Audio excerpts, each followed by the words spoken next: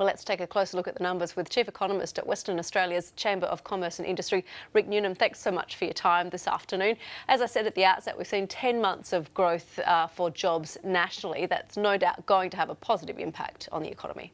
This is really good news for the national economy, and unemployment at 5.6% is really strong news, with 27,000 jobs being added last month. So as we know, the more people that are in employment and more people are spending confidently in the economy, and everyone stands to benefit. So this is great news for Australia.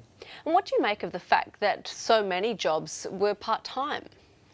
Well, that increase in part-time employment that's offset the loss of full-time jobs. So 20,000 jobs were lost in the last month that were full-time, but that's off the back of 2 previous months of very large full-time job growth, where 120,000 full-time jobs were added to the economy. So over the last 3 months, 100,000 full-time jobs were added. So this variance month to month isn't too much of a concern. Adding part-time jobs also shows the modernisation of our economy. Many people are looking for part-time work, so that can be a welcome sign.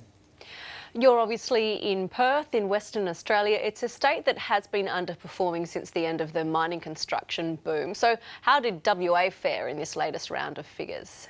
Well, as you say, Western Australia has been really struggling. We're coming off the back of historic resource investment growth in the economy, and now that's starting to transition from business investment to export-driven growth.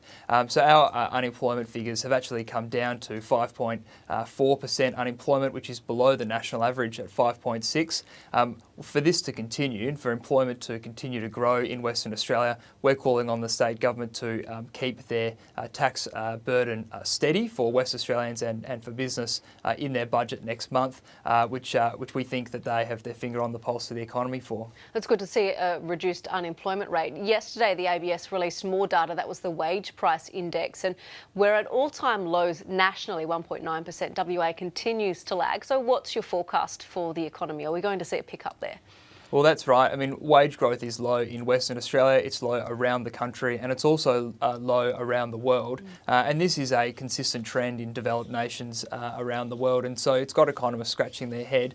The story in WA is that we've had really high wages growth over the last decade, and that's been because of the resources boom. That's put a lot of pressure on the state government's finances, and so as they come into this budget next month, they're really going to need to focus on keeping that wages growth low, so that there can be confidence in the economy and the WA economy can continue to recover. Okay, Newnham, the Chief Economist at the WA branch of the Chamber of Commerce and Industry. Great to have you on. Thanks so much. Thanks very much.